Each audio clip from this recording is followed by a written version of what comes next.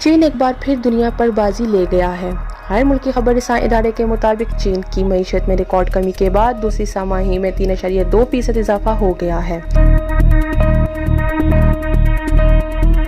दुनिया की दूसरी बड़ी मईशत को इस साल के पहले 3 महीनों में कोरोना वायरस की वजह से शदीद तंदली का सामना था। चीन कोरोना वायरस के मुहलिक वार का दलेरी से मुकाबला किया और अब मईशत को भी बेहतरी के रास्ते पर डाल देने में कामयाब हो गया।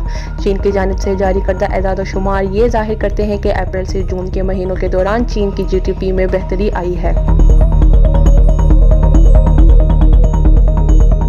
चीन की मईशत के दोबारा मुतहर्रिक होने के बाद इन एदाद शुमार को दुनिया भर में इंतहाई बारीकी से देखा जा रहा है।